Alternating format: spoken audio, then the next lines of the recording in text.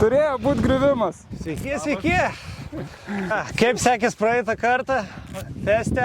Labai gerai. Aš jau tiesą pasakius neprisimenu, kaip ten sekės, bet patiko. Turit gazų duot, visą laiką pastoviai laikyti gazą ir su svoriu žaisti. Jeigu jūs, tarkim, važiuojat per smėlį, jūs laikat va ir visą laiką gazą. Važiuojat, svoris visas į priešingą pusę ir gazą visą laiką laikykite.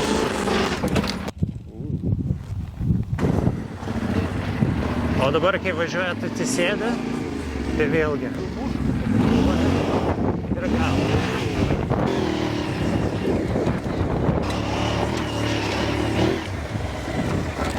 Čia visą laiką reikia laikyti ant gazų, nėra neatleist, tada gerai. Čia man sakau, tikrai patinka. Tai ką, gal bandysim mes, Gedmantai, apsukt ratelį? Nu, varom. Varom.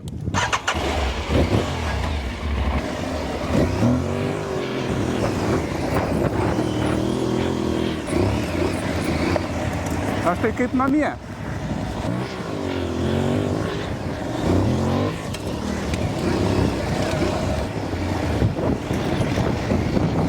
Ką, Gedmantas, jauti? Aš jaučiu begalinį skausmą. Užpakalį? Ne, rankose. Per vieną dieną neišmokstama viską? Jeigu labiau bus bais, nu tada sėdint stenkitės apskritai daugiau visko daryti, bet tada ant mažesnio greičio. Čia iš tikrųjų iš šono, kai pasižiūrėjau, visai neblogai, tik reikėtų taktiškiau ant posūkio ir ant gilesnio smėlio. Po valandėlę kitą savaitę 2-3 kartus, tai gal jau žiūrėk visai jau ir būtų geriau. Ačiū už vertingas pamokas. Prašom, praktikuosimės. Pasimatysim rytoj. Pasimatysim rytoj, sėkmės. Dėkui. Visa. Varom padrilint? Varom, tuoj atsigeriam vandenuko ir kol saulė nusileis. O taip pat, sunku mokytis, lengva. Kur lengva?